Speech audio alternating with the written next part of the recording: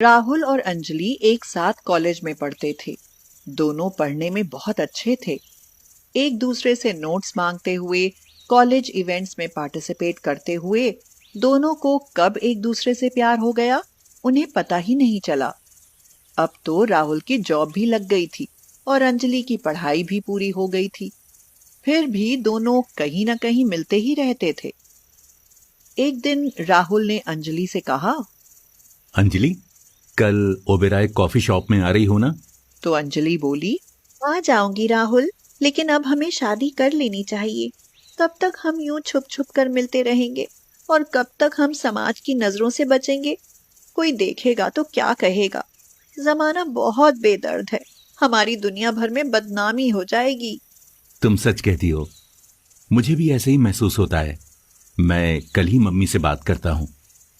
दूसरे दिन ऑफिस जाते समय राहुल ने अपनी माँ नीता से कहा, मम्मी जल्दी से ब्रेकफास्ट लाओ, मुझे देर हो रही है। तो नीता ने बोला, अब जल्दी से शादी कर ले, मुझसे नहीं होता अब कुछ, आखिर मुझे भी तो आराम चाहिए। मम्मी, एक लड़की है, वो मुझे बहुत पसंद है। नीता खुश होकर बोली, हाँ अच्छा, मुझे भी उससे मिलवाओ। राहुल भी खुश होकर बोला, ठीक है मम्मी, मैं कल ही उसे लेकर आता हूँ।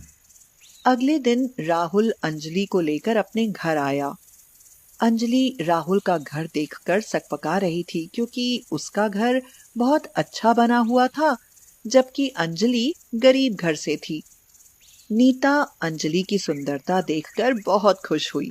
उसने अंजलि को बिठाया, चाय नाश्ता करवाने के बाद पूछा, बेटी, तुम्हारे पापा क्या करते हैं? तो अंजलि ने कहा, वे एक प्राइवेट फर्म में जॉब करते हैं। यह सुनकर नीता चौंक पड़ी और बोली, क्या? फिर तो उनके पास देने के लिए दहेज भी नहीं होगा? हाँ, मेरे पापा के पास इतना पैसा नहीं है। नीता नाराज होकर बोली, तो फिर तुमने क्या सोचकर मेरे लड़के को अपने फंदे में फंसा लिया? अंजलि सकपका कर बोली, आंटी, आप ये क्या कह रही हो? हाँ, मैं सच कह रही हूँ। मैं तुम जैसी मिडिल क्लास लड़कियों को खूब जानती हूँ।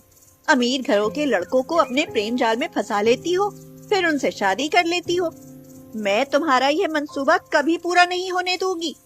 मेरे राहुल की शादी एक बहुत अमीर घर में हो रही है, जहाँ दहेज में कार, ढेर सारे रुपए, गहने, जेवर सब कुछ मिलेगा।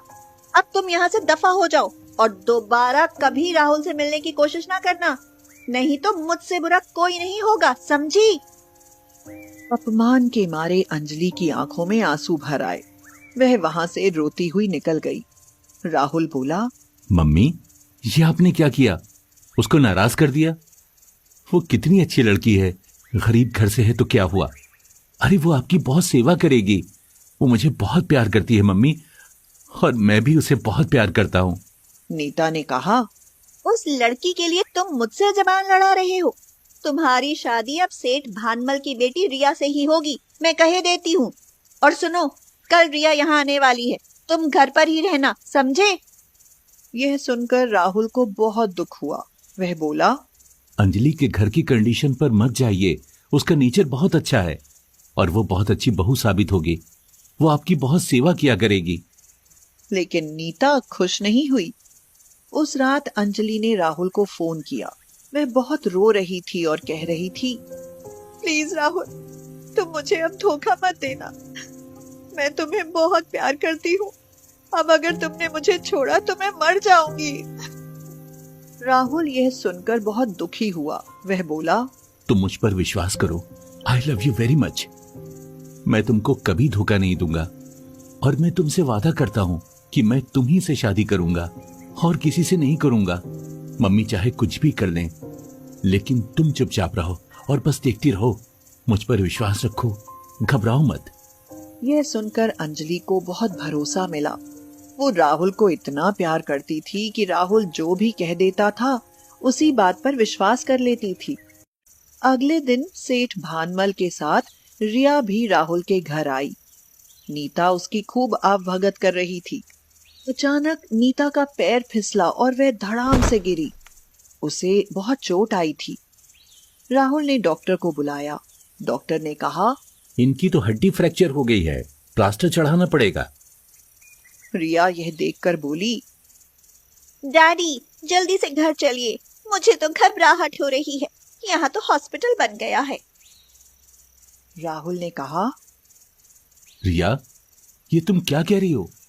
ये मेरी मम्मी है, इनके चोट लगी है, तुम्हें रुककर इनकी देखभाल करनी चाहिए, ये तुम्हारी आंटी हैं।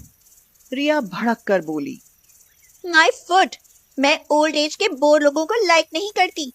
मेरे घर में मेरी देखभाल करने के लिए सैकड़ों नौकर रहते हैं, मैं तो अपने हाथों से अपने सैंडल भी नहीं पहनती। तुम क्या मुझे मेड बनाकर रखना चाहते हो? कितनी घटिया सोच है तुम्हारी। How stupid. राहुल से बर्दाश्त नहीं हुआ, वह चिल्ला पड़ा, बस करो, चुप रहो रिया, तुम मेरी मम्मी के लिए क्या बके जा रही हो? रिया उससे भी जोर से चिल्लाकर बोली, मैं ठीक कह रही हूँ, फ्रैक्चर हुआ है तो हॉस्पिटल में ले जाकर एडमिट कराओ। मेरी एक बात का जवाब देती जाओ, अगर तुम्हारी शादी होगी तो तुम मेरे यहां आकर रहोगी। अगर मेरी माँ बीमार होगी तो क्या तुम उनकी देखभाल नहीं करोगी? वो बुढ़ापे में कहां जाएंगी? अरे हमारे साथ ही तो रहेंगी ना। व्हाट रबिश, वृद्धाश्रम किसके लिए बने हैं? इसके लिए ओल्ड हाउस बने हैं ना। हम इस ओल्ड लेडी को नहीं झेल पाएंगे, मैं पहले से ही बता देती हूँ। तुम्हें शादी करनी है तो करो, नहीं तो ना करो। सेठ भानमल बोले, मेरी इकलौती बेटी है बेटा, मैं इसे बहुत प्यार करता हूं, तभी ये थोड़ी जिद्दी हो गई है। मैं इस पर प्रेशर नहीं डाल सकता और दुखी भी नहीं कर सकता। जैसा ये चाहे मैं वैसा ही करूंगा। ऐसा कहकर भानमल अपनी बेटी रिया को लेकर चले गए। नीता को यह सुनकर बहुत बुरा लगा। उसकी आंखों से अपमान के मारे आंसू निकल आए। वो रो रही थी। तभी राहुल ने अंजलि को फोन किया और कहा, अंजलि, मम्मी को चोट लग गई है और उनके फ्रैक्चर हो गया है, हॉस्पिटल ले जाना है, लेकिन उनके साथ जाने वाला कोई नहीं है, तुम तुरंत चली आओ। थोड़ी ही देर में अंजलि चली आई। वह नीता से बोली, ये तो बहुत बुरा हुआ मम्मी, आप घबराइए मत, मैं आपकी देखभाल करूंगी। जब तक आप ठीक नहीं हो जाती तब तक मैं रोज आपके लिए खाना बनाने आया करूंगी और आपकी देखभाल किया करूंगी। बेटी मुझे माफ कर दो, मेरी आंखों पर दौलत की पट्टी चढ़ी हुई थी जो अब उतर गई है। अंजलि ने नीता की खूब सेवा की। राहुल और अंजलि का प्यार अब पहले से भी ज्यादा गहरा हो गया। कुछ दिनों बाद राहुल अंजलि से बोला, अंजलि, मुझे तुम पर गर्व है और मैं भाग्यशाली हूं कि मुझे तुम जैसी लाइफ पार्टनर मिल रही है। सच्चे प्यार का मतलब यही होता है कि एक दूसरे के दुख सुख में साझेदार होकर अपने साथी की मदद करें, और ऐसे ही सच्चे प्यार करने वाले से विवाह करके जीवन धन्य हो जाता है। नीता ने अपने पुश्तैनी कंगन लाकर अंजलि को पहना दिए और बोली, बेटी तुम बहू नहीं, मेरी बेटी बनकर रहोगी। तुमने अपने सच्चे प्यार और भोले भाले दिल से मेरा दिल जीत लिया है। कुछ दिनों के बाद नीता ने बड़ी खुशी और धूमधाम से अंजलि और राहुल का विवाह कर दिया।